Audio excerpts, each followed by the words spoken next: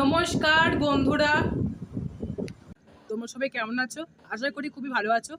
তো আজকে রবীন্দ্র জয়ন্তী উপলক্ষে আমি দুটো ভিডিও একটা ভিডিও আমার বানানো হয়ে গেছে, আর একটা ভিডিও বানাবো সেটা কালকে। তো আজকে রবীন্দ্র জয়ন্তী বলে আমার কোনো ধারণাই ছিল না।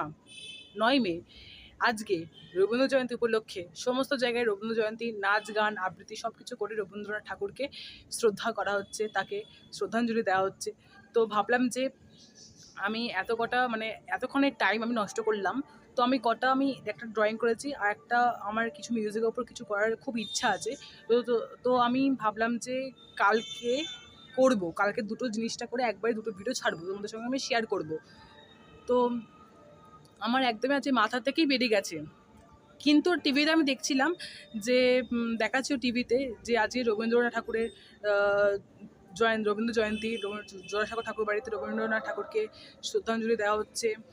তো আমি ভাবলাম যে কোনো একটা হয়তো অনুষ্ঠান হচ্ছে। তো ইন্টারনেটে আমি সার্চ করেছি, তখন বলছে 9 মে রবীন্দ্র জয়ন্তী উপলক্ষে সমস্ত জায়গায় রবীন্দ্রনাথ ঠাকুরকে শ্রদ্ধাঞ্জলি দেওয়ার মারফত দিয়ে রবীন্দ্রনাথ ঠাকুরকে শ্রদ্ধা করা হচ্ছে গান নাচ আবৃত্তির মাধ্যম দিয়ে। তো তখন ভাবলাম যে আমি এত বড় জিনিসটা মিস করলাম।